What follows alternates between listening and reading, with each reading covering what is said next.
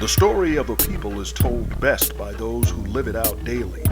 And when the history of that community is informative, inspirational, and insightful, it should then be shared with the world.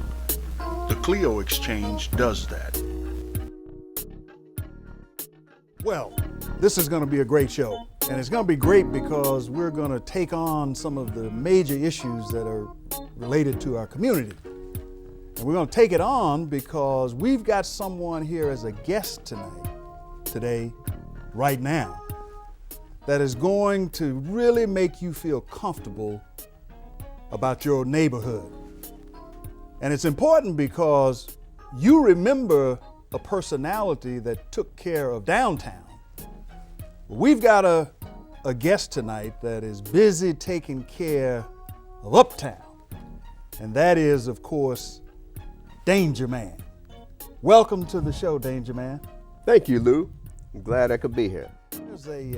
There's a major impact when you come into town. That's right. Now, there's got to be a reason for that. Well, I'm swooping down way high from the sky because I'm a real tough guy. No lie, I'm fly. Danger, I'm no stranger to it. I'm the urban superhero. If anybody can do it, Lou, I can do it. And you know, and I get that message just by looking at you, Dangerman. Right. Now, tell me, where are you from? Well, I'm from Los Angeles, all right? Originally from Detroit, but I'm here from Los Angeles. Detroit? That's where we're based. Detroit. Ah. That's right. That's where you got your toughness. That's where I got my toughness, in the streets of Detroit. And but we're located in Los Angeles because that's an urban hub where we circulate out. It's a very multicultural city. And there's a lot of danger in LA. A lot of danger. A lot of danger in LA, right. So that there's a connection in your name with what goes on in the community. Absolutely. Which speaks to why I said it was going to be a real revealing and a comforting message for you. Right. How do you take care of those Well, things? a lot of people, they hear danger, man. They say, well, do you create danger? No, what I do is I deal with eliminating danger, okay? I talk to children about the dangers of not getting a good education, the dangers of not being able to read, and the dangers from guns and gangs and drugs and other things that help keep our children from doing their best and keeping our communities from not prospering. And how are the kids responding to you, Danger? Oh man, the kids love Dangerman. Do they? Love Dangerman, yeah, because I give them hope.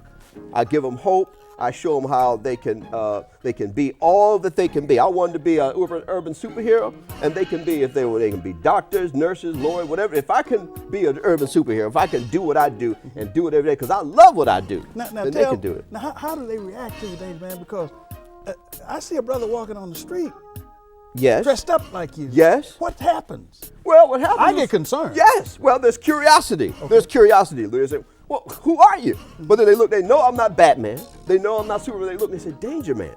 Well, what's up, brother? I say, yeah, I'm the urban superhero. I'm here to keep our community safe and keep the danger out. And so, I mean, at first it's like a surprise. It's okay, all right. And then when they hear what I got to say and they find out what I'm doing, it's like, okay, brother, right on. You know, because that's what we need. The parents, the teachers, the kids, they all understand that they need, that we need a danger man.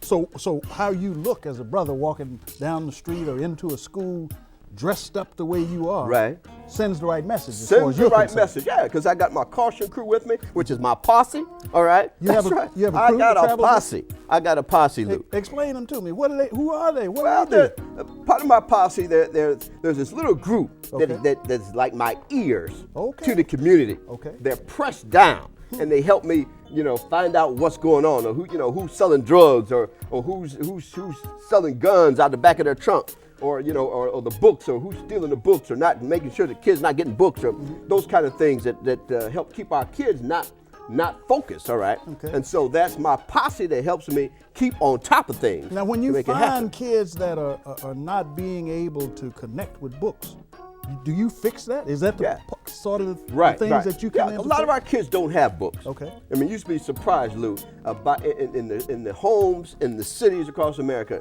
our children do not have books. Okay. They got TVs. Yeah. They got TVs in every room. But you ask them, go find me a book. They can't find your book. All right. Books and reading is the key.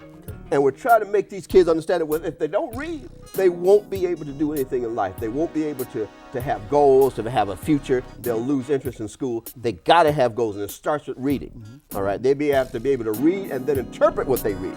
All right, otherwise our kids, they're going to be lost.